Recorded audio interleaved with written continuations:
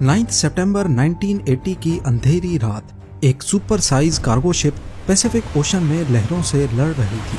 Titanic से भी बड़ी और 16 फ्लोर्स जितनी ऊंची इस शिप को अगर स्टील का किला कहा जाए तो गलत नहीं होगा, लेकिन सिर्फ चंद घंटों के बाद इसका कोई नामो निशान नहीं रहा। ना कोई रेडियो सिग्नल आया, ना समंदर में कोई तैरता हुआ मलबा मिला। लाखों टन वजनी शिप बिना किसी निशान के अचानक कैसे गायब हो गई। अथॉरिटीज की जानिब से 20 सालों तक दुनिया को सिर्फ एक ही बात बताई गई कि बस शिप डूब गई है, लेकिन जब क्रू में मौजूद एक शख्स के बाप ने सच्चाई का पता लगाना शुरू किया तो जो कुछ समंदर के नीचे छुपा था उसने सबकी आंखें खोल कर रख दी। ज़ेम टीवी की वीडियोस में एक बार फिर से खुशामदीद। नाजरीन, 9 सितंबर 1980 की शाम पैसिफिक ओशन की गहरी लहरों को चीरता हुआ एक बेपनाह बड़ा कार्गो शिप MV डर्बिशर जापान की तरफ रवाना था, लेकिन उसी वक्त ईस्ट की तरफ से एक और मेहमान उसकी तरफ बढ़ रहा था, टाइफून ऑर्किड। एक तूफान जो हर घंटे के साथ और भी ज्यादा खतरनाक होता जा रहा था। MV डर्बिशर पिछले 8 हफ्तों से मुसलसल सफर कर रही थी। कनाडा की आयरन माइन से 1,50,000 टन लोहा उठाने के बाद अटलांटिक ओशन को पार किया, अफ्रीका के सदर्न किनारे से गुजरी और इंडियन ओशन की लहरों को छांटती हुई अब आखिरी मंजिल के करीब थी। शिप पर 42 तजर्बाकार लोग, जिसमें इंजीनियर्स, हेल्पर्स और एक्सपर्ट्स शामिल थे, अब बस अपने सफर के आखिरी चंद घंटे गिन रहे थे। लेकिन शायद किस्मत को कुछ और ही मंजूर था।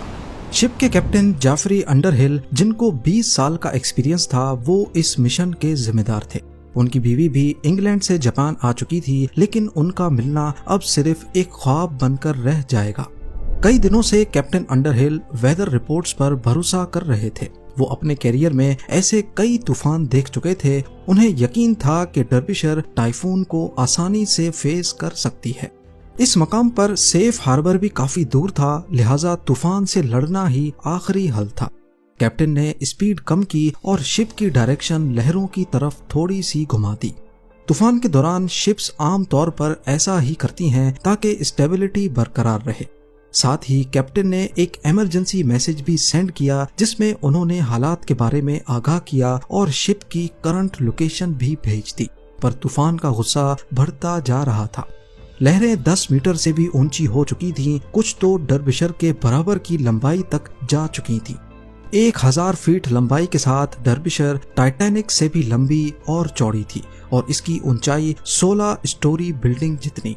ये कोई आम शिप नहीं, एक state of the art steel का किला था और इसको बनाया ही दुनिया के सबसे खौफनाक समंदर से टकराने के लिए था। और इसीलिए ही कैप्टन के लिए टाइफून ऑर्किड एक मामूल का हिस्सा लग रहा था। लेकिन समंदर की अंधेरी गहराइयों में कुछ ऐसा होने जा रहा था जो किसी ने कभी सोचा भी नहीं था। उसी रात 2 और बहरी जहाज भी इस टाइफून का मुकाबला कर रहे थे, लेकिन अगली सुबह वो दोनों जहाज तो सही सलामत पोर्ट तक पहुंच गए, लेकिन MV डर्बिशर का कोई अता पता ना चल सका। ये स्टील का किला अचानक कहीं गायब हो गया बिना किसी निशान के। आने वाले 20 सालों तक दुनिया को ये समझ ही नहीं आया कि आखिर उस रात क्या हुआ था। 9 सितंबर 1980 की शाम MV डर्बिशर ने आखिरी बार रेडियो मैसेज किया था। उसके बाद ना कोई डिस्ट्रेस कॉल, ना कोई फाइनल मैसेज, और फिर अगले 6 दिनों तक खामोशी का एक भयानक समा। शिप के ओनर्स ने भी उसे मिसिंग रिपोर्ट नहीं किया। शायद उन्हें यकीन था कि बस रेडियो कांटेक्ट टूट गया है और डर्बिशर फिर से समंदर के किनारे कहीं नजर आ जाएगी। लेकिन दिन गुजरते गए पर डर्बिशर की कोई खबर नहीं आई। 15 सितंबर को पहली दफा शिप की गुमशुदगी की फिक्र महसूस की गई। एक इंटरनेशनल सर्च मिशन लॉन्च किया गया। हेलीकॉप्टर्स, एयरप्लेन्स, नेवल शिप्स सब समंदर की छाती पर डर्बिशर के आखिरी कोऑर्डिनेट्स को अच्छी तरह छान मारते हैं, लेकिन इतने बड़े बहरी जहाज का एक टुकड़ा भी कहीं तैरता हुआ ना मिला। 6 दिनों के बाद सर्च ऑपरेशन बंद कर दिया जाता है। अथॉरिटीज ने ये कहकर मामला रफा दफा कर दिया कि बस समंदर ने उसे निगल लिया, और ये नतीजा फौरन बिना किसी इन्वेस्टिगेशन के निकाल लिया गया।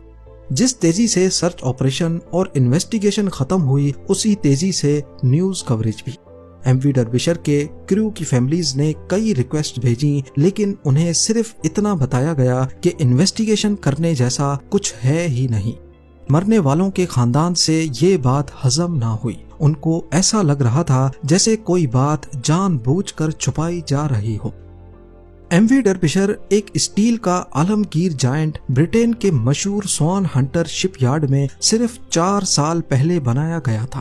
ایک ایسی شپ جو 1.5 لاکھ ٹن سے زیادہ مال لے جا سکتی تھی اور جو 20 سال پہلے تک کی شپ سے 4 گنا زیادہ لوڈ اٹھا سکتی تھی۔ لیکن اس دفعہ بات صرف سائز کی ہی نہیں تھی، ڈیزائن بھی نیا تھا اور ڈربشر ایک OBO کیریئر تھی۔ یہ نئے زمانے کی ایک ایسی شپ تھی جو ایک سائیڈ سے آئل جبکہ دوسری سائیڈ پہ آئرن اور بھر کے لے جا سکتی تھی۔ اس کا سب سے بڑا فائدہ شپنگ کاسٹ کو کم کرنا تھا اور اسی وجہ سے یہ کبھی بھی خالی لوٹ کر نہیں جاتی تھی۔ اگر آئل چھوڑا تو واپس آئرن اور لے جاتی تھی، یعنی شپ ہمیشہ چلتی رہے گی اور کمپنی کو فائدہ دیتی رہے گی۔ ٹریڈیشنل شپس کے مقابلے میں ایم وی ڈربشر 30% تک زیادہ ریونیو بنا سکتی تھی۔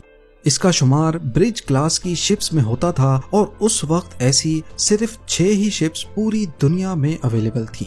اسے برٹین کے سوان ہنٹر نامی شپ یارڈ نے بنایا تھا۔ اس وقت اس کمپنی کو کافی چیلنجز کا سامنا کرنا پڑ رہا تھا، کیونکہ ان کا مقابلہ تھا جاپان اور ساؤتھ کورین شپ یارڈ سے جو وہی شپس زیادہ سستی اور زیادہ جلدی بنا رہے تھے۔ سوان ہنٹر جو کبھی دنیا کی شپ بلڈنگ انڈسٹری کا بے تاج بادشاہ ہوا کرتا تھا، اب جاپانیز اور ساؤتھ کورین کمپنیز کی وجہ سے کافی دباؤ کا شکار تھا۔ انہوں نے کاسٹ کٹنگ کرنا شروع کی اور شاید یہیں پر چھپا تھا ایم وی ڈربشر کے ڈوبنے کا راز۔ اس حادثے کے بعد کئی گھروں میں اندھیرا چھا گیا، لیکن ایک شخص ایسا تھا جس کے لیے یہ صرف ایک نقصان نہیں، ایک مشن بن گیا۔ پیٹر ریڈیارڈ اپنے جوان بیٹے کو ڈربشر میں کھو بیٹھا تھا، لیکن پیٹر صرف ایک باپ ہی نہیں بلکہ ایک ایکسپیرینسڈ شپ سرویئر تھا جس نے اپنی زندگی سمندر اور شپس کا تجزیہ کرنے میں گزاری تھی۔ جب پیٹر خود میدان میں اترا تو اس نے ایک حیران کر دینے والی حقیقت کا پردہ فاش کر دیا۔ 1982 میں ڈربشر کے غائب ہونے کے صرف 18 مہینوں کے بعد ٹائن برج نامی ایک اور برج کلاس شپ نارتھ سی کے طوفانوں سے لڑ رہی تھی اور اچانک شپ کے سپر اسٹرکچر کے آگے اسٹیل میں درار پڑنے لگی۔ کیپٹن نے فوراً ایویکویشن کا حکم دیا اور کریو کو ایئر لفٹ کر کے بچا لیا گیا۔ اس حادثے میں شپ کو بچا لینا کسی معجزے جیسا ہی تھا، کیونکہ شاید قدرت بھی اس بار سچائی دکھانا چاہتی تھی۔ جب پیٹر نے اس شپ کا ٹھیک سے معائنہ کیا تو پتا چلا کہ شپ کے فرنٹ سائیڈ کے ایک حصے پر کریکس پڑ چکے تھے۔ مزید کچھ ڈاکیومنٹس پڑھنے کے بعد ان کو معلوم پڑا کہ صرف یہی نہیں بلکہ ہر برج کلاس شپ میں کریکس ڈیولپ ہو چکے ہیں، اور یہ کریکس صرف ایک ہی جگہ پر پڑ رہے ہیں۔ اور پھر یہ شپس چپکے سے ریپیئر کے لیے پورٹس میں بلائی جا رہی تھی۔ صرف اتنا ہی نہیں، پیٹر نے ایک اور حیرت انگیز چیز ڈھونڈ نکالی۔ یہ شپس اوریجنل ڈیزائن پلانز کے مطابق نہیں بنائی گئی تھی۔ کچھ حصے ایسے تھے جنہیں جلد بازی میں اوریجنل ڈیزائن سے ہٹ کر بنایا گیا تھا۔ پیٹر کے ہاتھ اب ایک ایسا ثبوت لگ چکا تھا جو شاید ایم وی ڈربشر کی انویسٹیگیشن کو دوبارہ کھول سکے۔ پیٹر نے یہ سارے ثبوت اکٹھے کیے اور ڈپارٹمنٹ آف ٹرانسپورٹیشن کو بھیج دیے، لیکن انہوں نے کوئی ایکشن لینے کے بجائے صرف اتنا کہا کہ ڈربشر کے ڈوبنے کی پراپر انویسٹیگیشن اب ہو چکی ہے اور نئی انکوائری کا کوئی پلان نہیں ہے۔ اتھارٹیز نے کان بند کر دیے، لیکن مرنے والوں کی فیملیز نے زبان کھول لی۔ 1984 میں انہوں نے ڈربشر فیملی ایسوسی ایشن بنا لی، جس کا صرف ایک ہی مقصد تھا کہ سچ سے پردہ اٹھا کر رہیں گے۔ نومبر 1986 میں ایک اور برج کلاس شپ جس کا نام کولون برج تھا، آئرلینڈ کے کوسٹ کے پاس سمندر میں ہی کریکس پڑنے کی وجہ سے گراؤنڈ ہو گئی۔ اٹلانٹک کے رف سمندر سے گزرتے وقت اس کا حل جو پہلے ہی کمزور ہو چکا تھا، سمندر کے جھٹکوں کا سامنا نہیں کر سکا۔ کولون برج 6 میں سے آخری برج کلاس شپ تھی جس میں وہ خاص ریپیئر ورک نہیں ہوا تھا جو پیٹر نے دوسری شپس میں ڈھونڈا تھا۔ لیکن اب کی بار برٹش گورنمنٹ چپ نہیں بیٹھی اور دوبارہ سے ایک نئی انویسٹیگیشن کھولنے کا ارادہ کیا۔ پیٹر اور دوسری فیملیز کو امید کی ایک کرن دکھائی دی۔ اگلے 6 مہینوں تک مختلف ایکسپرٹس نے اس انویسٹیگیشن میں اپنی اپنی رائے دی. کسی نے ڈیزائن پر دوش دیا تو کسی نے سمندر کو. لیکن اس انویسٹیگیشن میں پیٹر کے تمام ایویڈنس پر کوئی دھیان نہیں دیا گیا. اس کے ثبوت جو ڈائریکٹلی اسٹرکچرل فیلئر کی طرف اشارہ کرتے تھے ان کو بڑی چالاکی سے دبا دیا گیا. انویسٹیگیشن رپورٹ میں بتایا گیا کہ ایم وی ڈربشر اور برج کلاس کی شپس میں کوئی اسٹرکچرل فیلئر کے ثبوت نہیں ملے. ڈربشر بس ایک اور شپ تھی جو سمندر کی لہروں کا شکار بن گئی. فیملیز جو پچھلے کئی سالوں سے یہ لڑائی لڑ رہی تھیں ان کے لیے یہ رپورٹ کسی تماچے سے کم نہیں تھی. دوسری انویسٹیگیشن کے بعد اب فیملیز کا حوصلہ ٹوٹ رہا تھا. ان کا صرف یہی کہنا تھا کہ ڈربشر کا راز سمندر نہیں بلکہ سسٹم میں چھپا ہے. لیکن ان فیملیز نے کبھی ہمت نہیں ہاری. 1994 میں انٹرنیشنل ٹرانسپورٹ ورکرز فیڈریشن کے ساتھ مل کر ایک پرائیویٹ انویسٹیگیشن ٹیم بنائی گئی. سب نے مل کر اس مشن کا خرچہ برداشت کیا اور ایم وی ڈربشر کو 14 سالوں کے بعد سمندر میں تلاش کرنے کا پلان بنایا گیا. حیرت انگیز طور پہ صرف 23 گھنٹوں کے اندر اندر سطح سمندر سے 4 کلومیٹر نیچے ڈربشر کو ون پیس میں ڈھونڈ لیا گیا. یہ واقعی ایک بہت بڑی کامیابی تھی. لیکن اس گتھی کو سلجھانے کے لیے سمندر کے اندر شپ کے ایک ایک حصے کی فوٹو لی گئی اور اگلے 6 سالوں تک انویسٹیگیشن چلتی رہی. 6 سالوں بعد انویسٹیگیشن رپورٹ میں ساری حقیقت کھل کر سامنے آ گئی. معلوم پڑا کہ شپ کے سب سے آگے ایک اسٹور بنا ہوتا ہے جسے بوسن اسٹور کہتے ہیں. اس اسٹور میں ڈیک مینٹیننس کا امپورٹنٹ سامان رکھا ہوتا ہے جیسے رسیاں، ٹولز، چین وغیرہ.